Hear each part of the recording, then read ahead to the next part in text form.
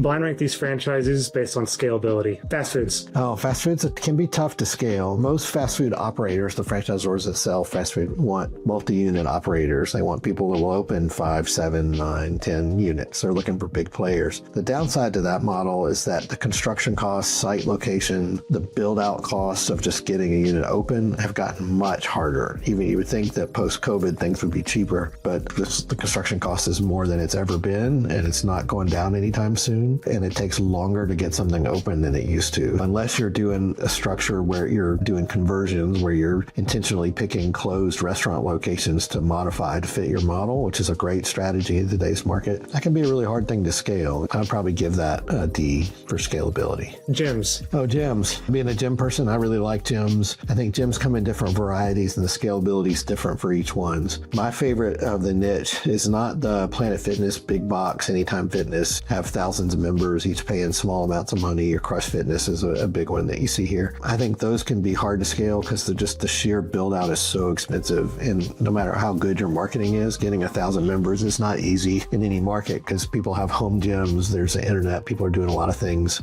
and fitness equipment is more available to people. I really like the niche. I'd probably give like the big box gyms with membership based, probably a D on the tier. At the S end of the tier would be the very high ticket niche gyms where people do personal training, like strength training in particular. I think that you get a little older customers who are on GLP-1 drugs and their doctor tells them you need to get stronger, you need to start lifting weights. And the only safe way to do that is with supervision. So a personal training gym, something like Strength & Co. or Alloy Fitness or one of those types of brands, I think those have the best staying power in the market and are the easiest to scale. It's a very small footprint, it's inexpensive build out, and there's a customer base that will stay with you for years because they need the health benefits. So it's not an optional thing. It becomes people investing in their life, and that's just a better business to be in overall. So S tier on that end of the segment. Junk removal. Oh, junk removal is a great space. We're a society of consumption, and it's people have too much junk in their houses. We're in the closet business, and we're all about organizing people's junk. And when we put closets back, people often take half of the material they had and give it to Goodwill or just get rid of it. You think about prepping homes for sale and just the amount of stuff that needs to go to landfills and hoarder culture and people just over consuming and buying more stuff than they need. It's easy even for somebody who's lean to do that in today's society. So I think junk removal, and one that's particularly convenient, something that you can order on an app where you can get a quote really quick. I think junk removal is a great business. It's very easy to scale. It's basically a truckonomics model. You're getting into a home services type of business where it's just marketing and trucks and techs, and that's all you need to scale. That's true of any service business. I give that probably an A, maybe an S tier for scalability. Home services. Yeah, I love home services. Again, S tier. If I think about our dryer vent Superheroes brand, it's the truckonomics of that scalability are pretty simple. It's trucks, marketing, and tech. There's one tech per truck. You need a marketing budget. You need a truck. You need equipment. You need a territory to expand in, and that's all there is to scale. There's no site location. There's no complicated build out. You hire someone tomorrow, you train them for 30 days. You spend the money on the marketing, get them equipped properly, make sure they're hitting their average ticket and that they have jobs on their schedule, and you're off to the races. Like, that's an S tier type of business for me. And I think it's why a lot of like food operators and sophisticated business owners are moving towards service businesses like dryer vent Superheroes, because they just are easy to scale and they don't have the obstacles that a lot of other businesses have for scalability.